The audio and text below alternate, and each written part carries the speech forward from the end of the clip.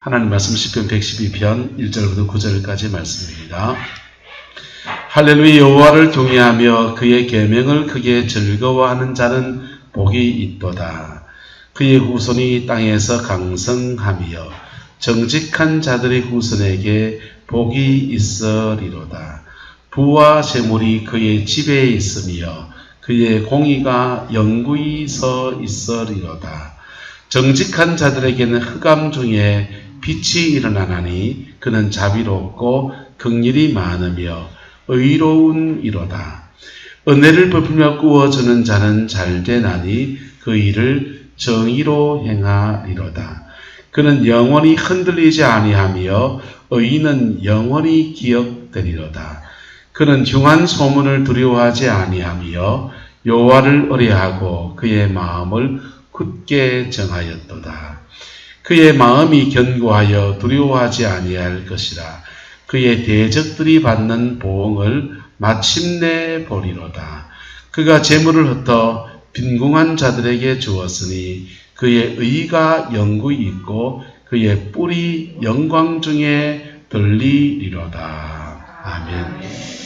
이 말씀의 축복과 은혜가 여러분의 가정과 여러분의 삶에 함께하게 되기를 예수님의 이름으로 축복합니다. 교회를 이렇게 섬기다 보니까 행사 때마다 이렇게 우리도 사기도 하고 또 갖다 주기도 하고 해서 난들이 이렇게 많아집니다. 우리 교회는 특히 이렇게 노란색 난이 잘 맞아요. 잘 맞고, 이거는 호접난인데 그 노란색 다른 꽃 난 이름 뭐죠? 브레지아인가요? 하여튼 그게 잘 맞아요. 그래서 그 품종만 굉장히 많아지게 된 겁니다. 그래서 이 많아지는데 생명 있는 걸 갖다 버리니까 너무 아깝기도 하고 미안하기도 하고, 이것을 포트로 나눠가지고 한번 살려보면 어떨까, 그런 생각을 해드렸습니다. 포트로 나눠서 나누니까 포트가 굉장히 많아요. 20-30개가 되더라고요. 그래서 꽃피는 것만 갖다 놓으면 뭐 돈도 좀 절약도 하고 그럴 것 같았습니다. 그래서 꽃을 샀는데 꽃집에 물어봤습니다. 이 난을 꽃을 피우려면 어떻게 해야 됩니까? 더러 피기도 하고 안 피기도 하던데, 그러니까 그분이 그럽니다. 난은 음지식물이기 때문에 반그늘에서 키워야 된대요. 그리고 이걸 꽃을 피우려면 되게 춥든지 되게 덥든지 뭐든지 춥든지 덥든지 편안하고 그냥 등 따시고 배부르게만 해주면 꽃이 안 핀다는 거예요. 춥든지 덥든지 그래야 이게 꽃을 피운다, 그러는 겁니다. 그래 포트를 만들어 가지고 20몇 개의 포트를 만들어서 바깥에다가 차양막을 쳐보고 그늘을 해서 해보니까 전문가는 전문가고 비전문가는 비전문가거든요. 아무래도 잘 안 되더라고요. 개화시기도 못 맞추겠고, 그리고 우리가 생각한 만큼 꽃대도 올라오지도 않고, 그래서 그걸 포기해드렸습니다. 근데 그때 그 말이 굉장히 인상에 남았습니다. 꽃을 피우려면 되게 덥든지 되게 춥든지 스트레스를 하나도 안 받으면 그 식물은 어떻게 되는가, 나중에 이런 걸 좀 공부해 보려고 찾아봤더니 그런 얘기를 해요. 식물체가 성장하는 데는 두 가지 성장이 있다는 겁니다. 한 따라서 자가성장, 생식성장. 농사 지은 분들은 더 잘 아시는 얘기겠죠. 자가성장은 자기 잎을 키우고 자기 뿌리를 기르고 자기 둥치를 키우는 것을 자가성장이라고 그러고, 생식성장은 꽃대를 올리고 씨를 맺고 열매를 맺고 하는 것을 생식성장이라고 한답니다. 근데 이 자가성장을, 식물들은 자가성장하는 것과 생식성장하는 것을 이렇게 에너지를 나눠 써야 되잖아요. 자가성장하는데 에너지를 쓴 식물들은 생식성장을 하지 않고, 생식성장에 에너지를 쓴 식물들은 자가성장을 못한다는 거예요. 근데 이 생식성장 하는 것은 내 대에서 소망을 끊고 다음 때 꽃대를 올려서 그 다음 때에 소망을 보겠다라고 하는 것입니다. 그래서 생식 성장을 시키려고 하니까 난도 되게 춥든지 되게 뭐하든지 덥든지. 고추 모종을 심으실 때 그냥 심으십니까? 뿌리를 한번 쫙 찢어서 심으십니까? 그냥 심습니까? 인터넷에 보니까 그러더라고요. 뿌리를 한번 찢어서 심어야 된다. 스트레스를 한번 줘야 된다. 왜요? 마찬가지입니다. 생식성장, 자가성장, 생식성장 이 문제입니다. 저와 여러분의 인생을 살아가는데도 이 두 가지 원리, 자가성장, 내 인생의 날개를 한번 펼 것인가? 내 인생의 꿈을 한번 이루어 볼 것인가? 아니면 내 다음 세대에 대해서, 우리의 자녀 세대에 대해서 소망을 둘 것인가? 여기에 우리의 심각한 고민이 있습니다. 어떻습니까? 여러분은 자가성장이 중요합니까? 생식성장이 중요합니까? 아마 저와 여러분의 나이 정도가 되면 벌써 제 나이만 돼도 이제 반백년 살았잖아요. 저도 56이에요. 반백년 살았고 이제 뭐 꺾여가는 시대로 가지 않습니까? 그래서 다음 세대에 대한 소망이 더 많은 때인 줄 믿습니다. 할렐루야. 근데 성경은 우리에게 뭐라고 말하느냐? 따라합시다. 우리도 버리지 않습니다. 식물체들은 자가성장을 포기해야 될 때가 되면 가감하게 그걸 포기해 버립니다. 가감하게 포기해 버리고 그 다음 세대를, 다음 해를 위해서 해거리도 하고 그 다음 해를 위해서 잎을 내는 것을 포기하고 그 조그마한 몸체에서 꽃대를 먼저 올려버리기도 하고. 왜? 나에 대해서 끝났다라고 생각하는 것이지요. 근데 하나님은 저와 여러분을 하나님의 자녀로 택하실 때 우리에게 대한 계획도 끊지 않으시고 우리의 다음 세대에 대한 계획도 하나님 포기하지 않는 분이십니다. 그래서 당대의 복과 후대의 복을 함께 누리는 저와 여러분 되시기를 예수님의 이름으로 축복합니다. 오늘 성경은 이렇게 말합니다. 세 가지 정도로 이 사람에 대한, 어떤 사람이 복된 것인지에 대한 말씀을 주고 있습니다. 1절에 보시면 여호와를 경외하며 그의 계명을 크게 뭐하는 자라고 합니까? 즐거워하는 자. 하나님을 경외하는 것과 그의 계명을 크게 즐거워하는 자에게 복이 있다. 이렇게 말합니다. 4절에는요. 정직한 자에게 복이 있다. 이렇게 말합니다. 5절에는요.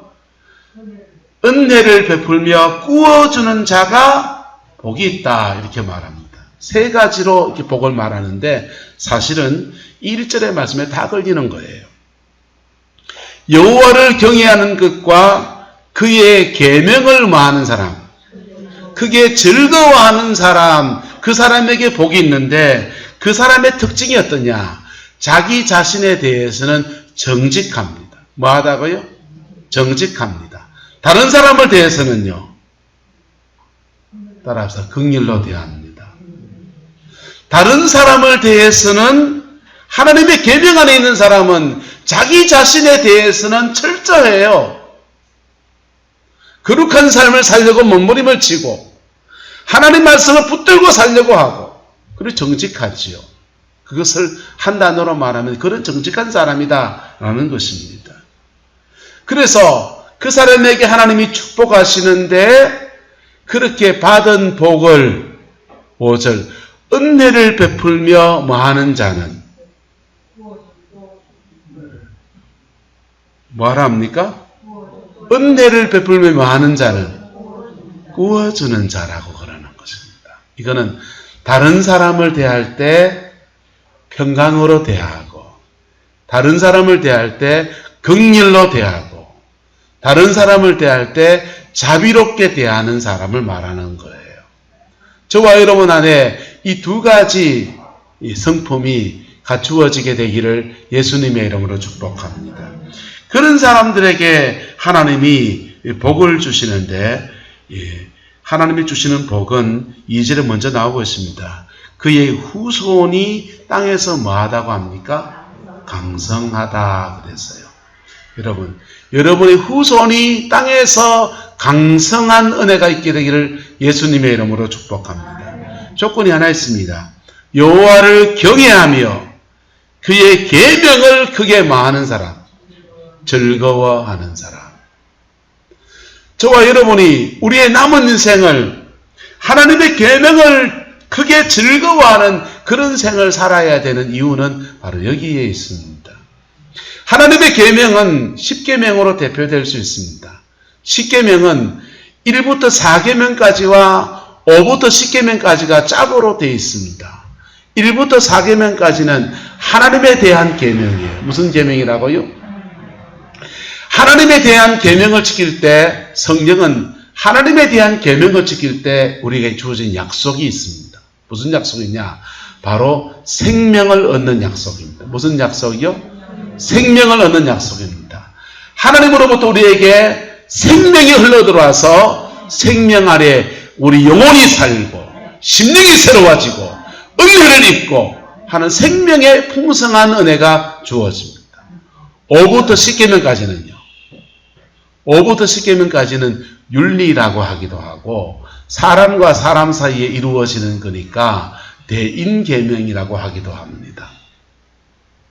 5부터 10계명까지는 약속이 붙어 있는데 복에 대한 약속이 붙어 있습니다.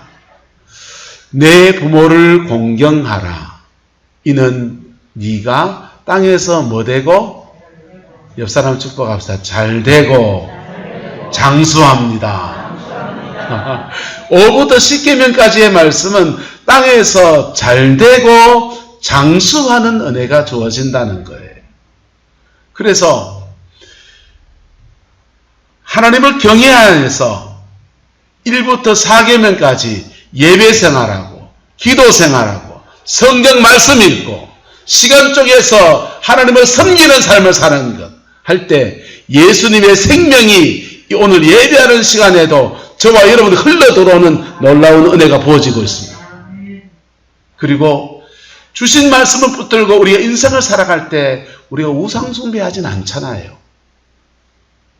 주신 말씀 붙들고 우리가 살아갈 때 우리가 여기 뭐 풍어지 한다고 해서 넙죽절하진 않지 않습니까? 믿음의 삶을 산다고 할 때 부모에게 효도하고 이웃과 사랑하고 살아가고 자기 할도리하고 살아가는 것. 할렐루야. 그럴 때 그 사람들에게 하나님이 은혜를 주셔서 땅에서 잘 되고 장수하는 복을 준다는 것입니다. 그런데 그 복 주심이 자기의 당대만 주는 것이 아니라 2절 그의 후손이 땅에서 뭐하고 강성하다. 정직한 자의 후대에게 무엇이 있도다? 복이 있도다. 그러면 우리는 우리의 남은 생을 어떻게 살아야 됩니까? 여러분, 하나님을 경외하고 그의 계명을 즐거워하는 그 믿음의 생을 살아가게 되기를 예수님의 이름으로 축복합니다. 그럼 그 정직한 자에게는 인생에 아무 어려움이 없는가? 4절에 말합니다. 정직한 자에게는 흑암 중에서 뭐가 나타난다 해요? 빛이 난대요. 정직한 자도 흑암이 닥쳐온답니다. 깜깜해서 길이 막힌 것 같고 그래서 어디로 가야 될지 모르는 그런 상황도 펼쳐질 수 있다는 겁니다. 그런데 흑암 중에서 뭐가 일어난다? 빛이 일어난다는 겁니다. 그 은혜가 여러분의 가정과 여러분의 자녀 손들에게 이루어지게 되기를 예수님의 이름으로 축복합니다. 3절에는요. 부와 재물이 그의 집에 있으며 그의 공의가 영구히 서 있도다. 그렇게 말하고 있습니다. 돈 준대요. 돈 싫어하는 사람. 5절은 말합니다. 그게 하나 더해서 그렇게 네가 정직하게 살아가고 네가 부지런하게 살아간 데에 대해서 내가 복을 내려줄 텐데 5절에 그 받은 복을 가지고 은혜를 베풀며 뭐하라고 합니까? 구워주라. 남은 인생 살면서 인색하지 않기를 축복합니다. 우리 안종문 권사님이 장에 가서 이렇게 난전해서 채소나 이런 걸 파시면은요, 팔다가 남은 거는 옆 사람 쪽 보고 앞 사람 쪽 보고 다 떨어버리고 옵니다. 돈에 그렇게 거의 안 받아서 그런 것도 있고, 그분의 성품이기도 하고, 그리고 차를 타고 오면서 그분이 얘기를 이렇게 나누는데, 그분이 그래요. 권사님이, 이 나이에 뭐 하겠습니까? 덕이나 많이 샀지. 인심이나 쓰고 덕이나 많이 샀지. 여러분, 여러분의 남은 생이 그런 생이 되기를 예수 이름으로 축복합니다. 부지런하게 열심히 돈 버는 것도 좋고 인생 정직하게 사는 것도 좋은데 연세가 드실수록 덕을 쌓아가고 은혜를 베풀며 구워주는 자가 되기를 예수 이름으로 축복합니다. 그런 자에게 하나님은 율법은요, 심은 대로 거두게 하십니다. 뭐 하게 하신다고요? 심은 대로 거두게 하시는 거예요. 심은 대로 거두게 하시는 우리 하나님께서 그 선하게 심은 것에 대해서 복으로 갚으시는 놀라운 역사를 허락하여 주시는 겁니다. 우리는 인생을 이만치 살았습니다. 때로는 좌절도 있고 눈물도 있었습니다. 남은 인생도 살아가는 동안에는 또 살아내어야 합니다. 그 살아가는 중에 이 인생의 좌우명이 나는 정직한 생을 살겠다. 나는 어떻게든 내 돈이 없다면 말 한마디라도 은혜를 베푸는 말들을 하면서 살겠다. 그런 결단이 있게 되기를 그리스도의 이름으로 축원합니다. 그럴 때 우리는 한 세대가 지나면 이제 나이 들어서 지팡이 짚다가 유모차 끌다가 그리고 생명이 다하겠지만은 하나님은 살아계셔서 그 하나님이 우리의 후대들에게 빛이 되어주시고 길이 되어주시고 우리가 심어놓은 그 터 위에서 그들의 인생을 살아내는 은총과 사랑의 역사 허락하여 주실 겁니다. 충북 제천에 가면 구룡포도 김주락 장로님이 계시지만 제가 잘 아는 김주락 장로님이 있습니다. 이분은 평생에 건축업을 하셨어요. 건축업을 하다가 우리가 사역팀이 돼서 이제 제천에 집회를 간 적이 있었습니다. 지금 여기서 말고 다른 데서 제천에 집회를 가서 집회를 하는 중에 이분이 장로님이시더라고요.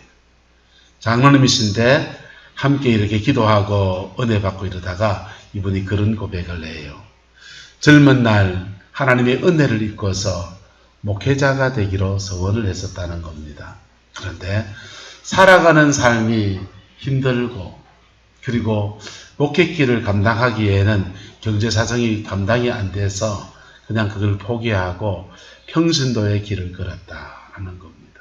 그게 늘 마음에 찝찝했는데 다행히 그 아들이 인천 어디에서 부목사를 이제 목회하고 있다고 그렇게 말씀을 하시는 겁니다.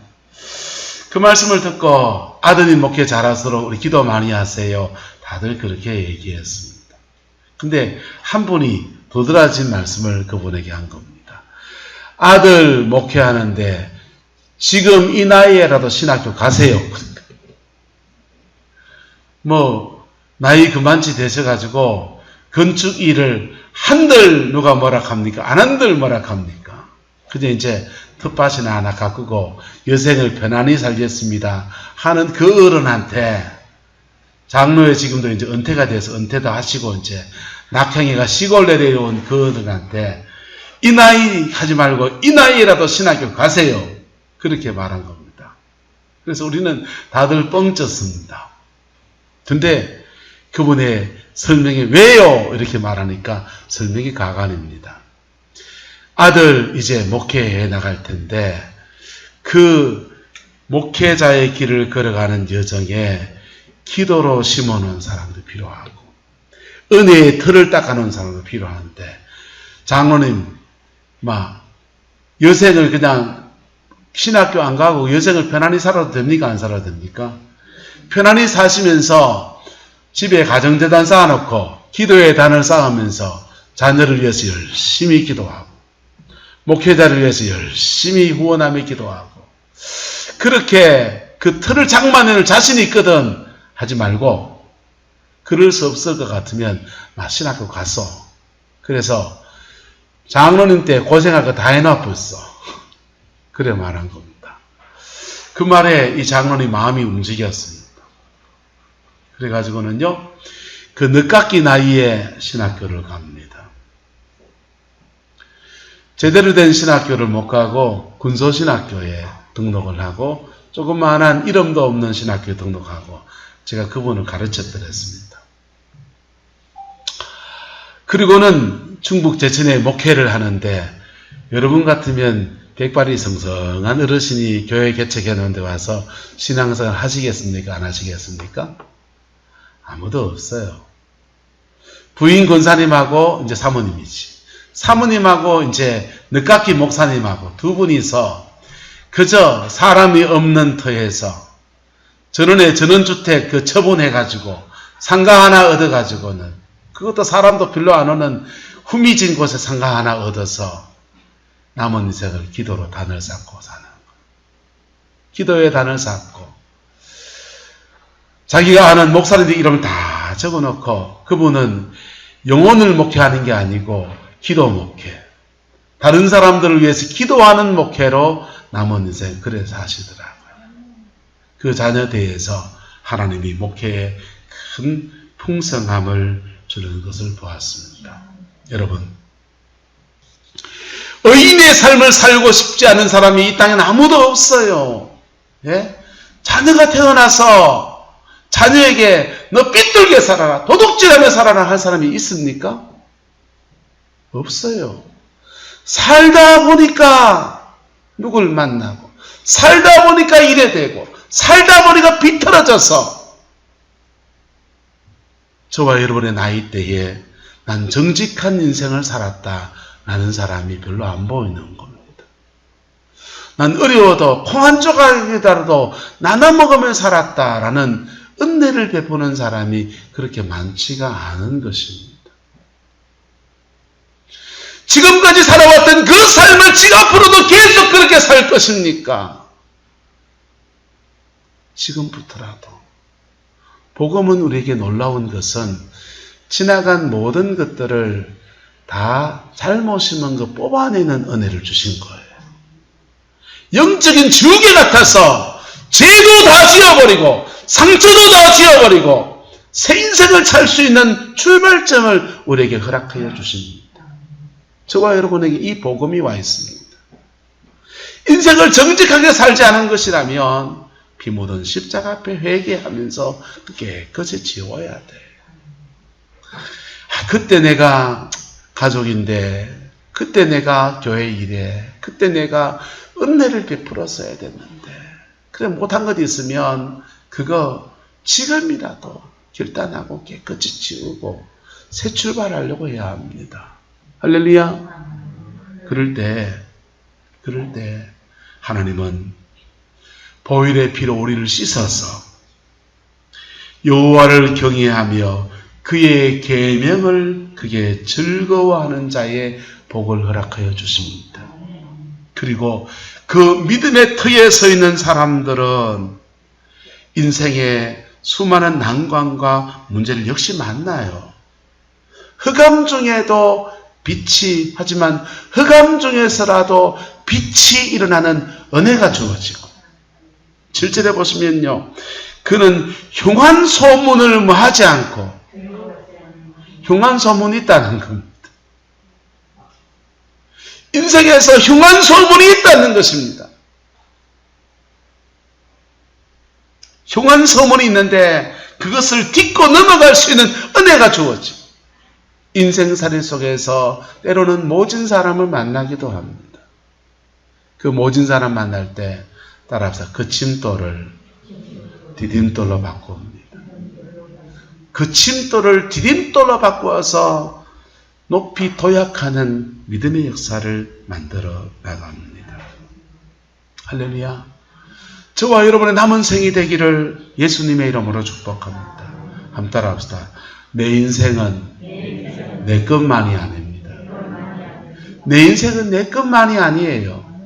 우리의 인생에 잇대어 살아가는 또 다른 존재들이 있습니다. 우리의 자녀 세대가 있고 손주 세대가 있습니다. 여러분, 후대가 복된 가정 되시기를 예수님의 이름으로 축복합니다. 그것은 놀라운 하나님의 섭리 가운데서 우리가 마치 수억 돈 쌓아놓으면 재물을 유산으로 물려줄 수 있는 것처럼 하나님이 기억하시는 영적인 자원들을 유산으로 물려줄 수 있는 은혜가 있는 것.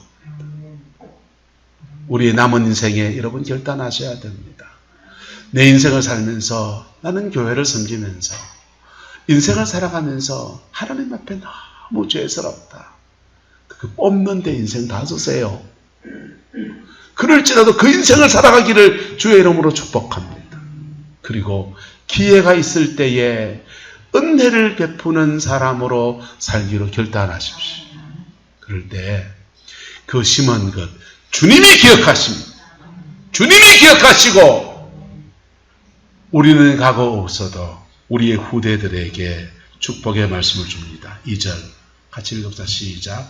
그의 후손이 땅에서 강성하며 정직한 자의 후손에게 복이 있도다. 3절 부와 재물이 그의 집에 있으며 할렐루야.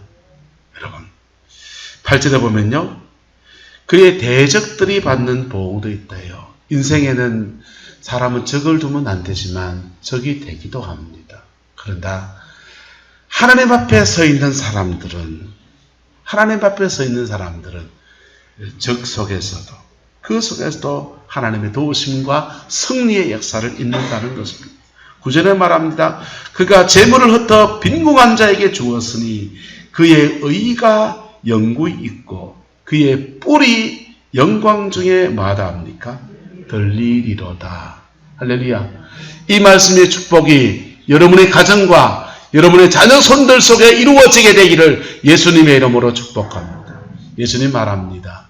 너희가 땅에서 무엇이든지 매면 하늘에서 뭐하고 매이고 너희가 무엇 땅에서 뭐하면 풀면 하늘에서 풀리리라 그랬어요. 여러분 1만 달란트를 탕감받은 사람이 길 가다가 100데나리온을 빚진 사람을 만납니다. 그래서 100데나리온 빚진 사람한테 여러분 100데나리온이 적은 돈은 아니에요. 한 데나리온이 하루 품삯입니다. 100일치 품삯이에요. 그러면요. 100일치 품삯이면 하루 일당을 5만 원 잡으면 100일 품삯이 얼마입니까? 500만 원입니다.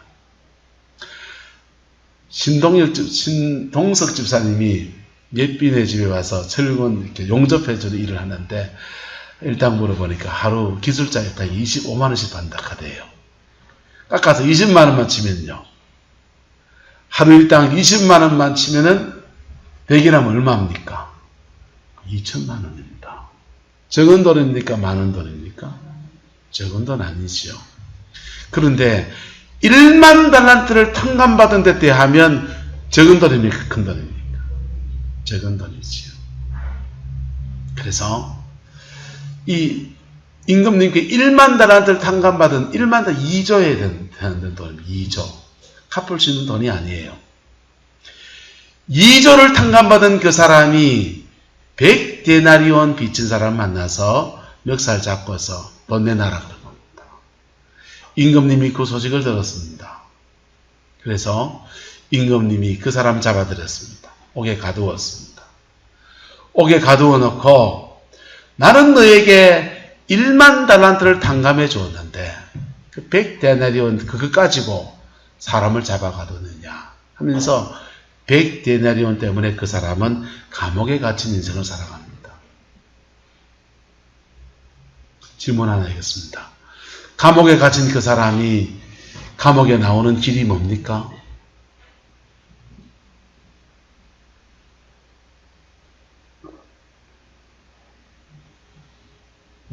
모든 문제에는 문제를 풀어가는 열쇠도 있고 그 문제를 열어가는 문도 있는 것입니다. 할렐루야. 이 100데나리온 1만 달란트 때문에 다시 감옥에 갇힌 그 사람이 감옥을 차고 나오는 길이 뭡니까? 부사보고 나오면 됩니까? 자기의 빚진 자는 탕감을 빙고. 100데나리온의 문제를 해결하는 겁니다. 100데나리온의 문제를 해결하면 땅에서 푸는 거예요. 뭐 하는 거라고요? 땅에서 푸는 겁니다. 그러면 하늘에서 풀려서 1만 달란트 때문에 감옥에 갇힌 그것을 풀어나가는 역사가 일어나는 겁니다. 저와 여러분 안에 이 은혜가 풀어지게 되기를 예수님의 이름으로 축복합니다. 우리는 신앙생활하면서 인생을 살아가면서 이런저런 일들 속에서 서로 묶이는 일들이 많이 생깁니다. 서로 묶이는 일이 많이 생깁니다. 서로 묶어놓으면요, 서로 피곤해요. 성경은 말합니다. 피차 물고 물리면 피차 뭐할까? 멸망할까 주의하라. 여러분, 죄진 사람은 멸망당해야 된다 칩시다. 그게 물고 물려서 같이 멸망당한다니까요. 같이 저주 안에 들어간다니까요. 같이 감옥에 갇힌 인생을 산다니까요. 제 인생에서 이런 원리들을 잘 모를 때 목회를 하면서 참 안타까운 한 분을 보았습니다. 부산에 있을 때인데 부인 집사님은 키가 굉장히 커요. 키가 크고 찬양을 잘합니다. 성가대석에 앉아서 찬양하면 그렇게 돋보입니다. 그런데 그분이 암에 걸린 겁니다. 암에 걸립니다. 그래서 암투병 중에 주일마다 오면 목회자들이 다 모여서 그분의 어깨에 손을 대고 담임 목사님은 머리에 손을 얹어서 그분을 위해서 통성 기도를 해드렸습니다. 온 교인들이 교회에서 충성하고 헌신하고 참 좋은 분이기 때문에 온 교인들이 마음을 들여서 기도를 해드렸습니다. 그런데 점점 더 암이 진행되고 죽어갑니다. 근데 그분을 보면서 한명의 권사님이라는 분이 그분을 찾아가요. 찾아가서 성함을 제가 까먹었어요. 김집사라고 합시다. 김집사. 내 마음에 기도하다 보면 마음에 찝혀서 그런다. 너그 신랑 용서해라. 그러니까 갑자기 이분이 무릎 펑 흘리는 겁니다. 펑펑 흘리면서 언니 내가 어째 용서하노? 내가 어째 용서하노? 남편 되시는 분은 시장마다 돌아다니면서 칼, 도마, 밥상 이런 걸 이렇게 팔고 다니는 그런 일을 합니다. 그의 교회를 오지 않으셨어요. 그의 교회도 안 오시는데 어째 남편을 용서하나 그러는 겁니다. 그리고는 시간이 지나서 그분의 장례를 치르게 되었습니다. 장례를 치르고 그 다음 주가 되었는데 그 남편 되시는 분이 어떤 여자분을 한 분 데리고 와서 제가 새가족부를 섬겼는데 새가족 공부반에 들어온 거예요. 남편이랑 그 여자분이랑. 그래서 여자분이랑 새가족 공부반에서 새가족 공부를 하고 한 명의 권사님이랑 같이 새가족 신방을 이래 갔더랬습니다. 비가 주룩주룩 오는데 신방을 가는데 너무너무 황당한 신방 장소가 됩니다. 신당이었습니다. 무당, 굿당으로 신방을 간 겁니다. 남편 집사님은 머리가 이거 빠져가지고요. 키도 작고 머리가 다 빠져가지고 볼품도 별로 없어요. 교양도 별로 있어 보이지도 않습니다. 근데 같이 데려온 그 무속인은 그 돌아가신 그 집사님에 비하면 완전히 딴 사람. 얼굴도 죄송하지만 여자분을 그렇게 평가하면 안 되지만은 얼굴도 좀 빠지고 그리고 무속인이고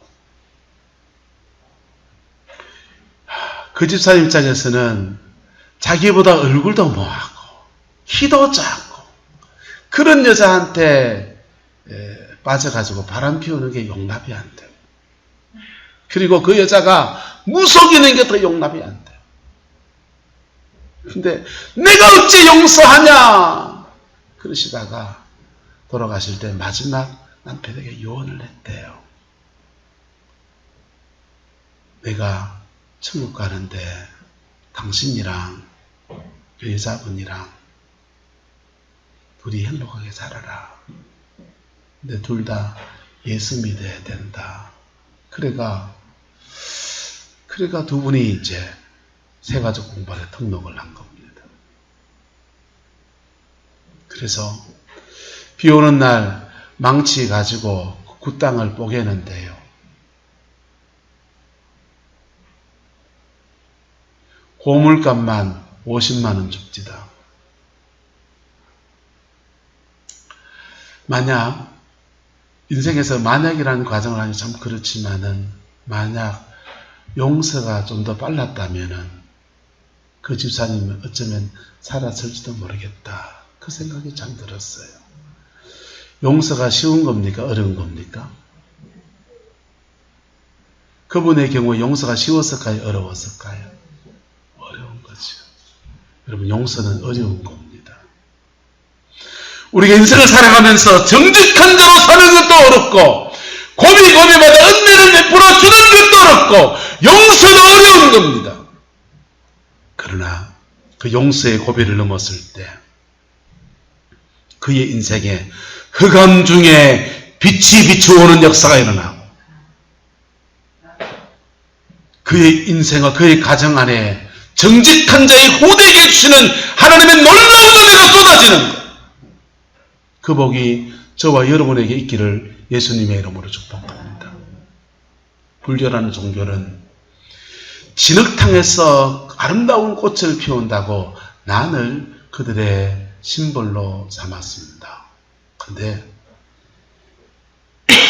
진짜 진흙탕 같은 인생에서 아름다운 꽃을 피우는 것은 복음의 능력 안에 있는 겁니다. 복음의 능력 안에서 우리가 용서받고 우리가 우리에게 죄 지은 자를 또 용서해 주는 속에서 진흙탕 같은 그 속에서 아름다운 인생의 꽃을 피워내는 겁니다. 복음의 역사는 계속 그렇게 진행되어 왔어요. 게르만 민족들이 로마를 침공해 들어올 때 그 게르만 민족에게 잡혀간 사람 한 명이 있었습니다. 게르만 민족에 잡혀서 영국에 끌려갔습니다. 앵글로 섹슨족에 끌려갔습니다. 끌려가서 거기서 노예살이 했습니다. 노예살이 하다가 구사일생으로 탈출했습니다. 탈출해서 자유를 얻어가지고 로마로 돌아왔어요. 그런데 이 사람 마음속에 복음이 다시 들어간 겁니다. 복음이 들어가니까 자기를 노예 삼았던 그 영국 땅에 복음 들고 다시 들어갔습니다. 그리고는 영국이 신사의 나라가 됐습니다. 복음의 능력이 저와 여러분에게 있습니다. 그 능력 안에서 죄사함 사죄의 은총을 온전히 듣게 되기를 그리스도의 이름으로 축원합니다. 그리고 여러분이 지금부터의 남은 생을 정직한 생을 살아가고 은혜를 베푸는 생을 살아가기를 축복합니다. 그리고 우리가 우리에게 죄 지은 자에게 베푸는 은혜는 용서예요. 용서할 수 있는 그 믿음의 사람 되기를 그리스도의 이름으로 축원합니다. 그럴 때 하나님은 그의 후손이 이 땅에서 강성하며 정직한 자의 후손에게 복이 있도다! 이 말씀에 약속을 이루어주는 겁니다. 하나님의 약속은 그냥 믿으면 되는 게 있어요. 믿어라, 지키라. 하나님의 말씀은 두 가지 길로 나갑니다. 믿어라는 말씀은 믿으면 복이에요. 할렐루야. 예수 믿으면 천당입니다. 예수는 믿으면 은혜였습니다. 믿으면 구원받습니다. 믿음에 속한 거 있습니다. 또 하나는 지키라는 거 있습니다. 지키라. 서로 사랑하라. 믿습니다. 아니요. 지켜야 됩니다. 네, 지켜야 됩니다. 내 이웃을 내 몸같이 사랑하라. 믿습니다 하지 말고 지키라. 네, 지키라. 지키라는 말씀을 지켜야 합니다. 그럴 때 하나님 살아계셔서 역사를 주관하신 그 하나님이 흑암 중에서 빛을 내시고 흉악한 소문 가운데서 승리있게 하시고 대적자가 일어나는 중에서도 길을 터나가시면서 인생을 열어주고 삶을 열어주시고 그리고 그 후대에게 또 더한 복을 허락하시는 놀라운 은혜를 허락하여 주시는 겁니다. 그 복이 저와 여러분의 가정과 삶에 함께하게 되기를 예수님의 이름으로 축복합니다. 기도하겠습니다. 좋으신 아버지 하나님, 우리가 주의 말씀 앞에 섭니다. 하나님의 영광이 우리 인생에 더하여지게 하시고 주님의 그 신실한 역사가 우리 성도들 모든 가정과 자녀 손들 속에 온전히 이루어지게 우리 하나님 축복하여 주시옵소서. 5월 가정의 달 우리의 자녀들을 생각하고 우리의 손주들을 생각하며 우리의 남은 인생을 믿음으로 살기로 결단합니다. 성령님, 우리의 결단을 받아주시고 우리의 중심을 헤아려 주옵소서. 주께서 함께해 주시기 원합니다.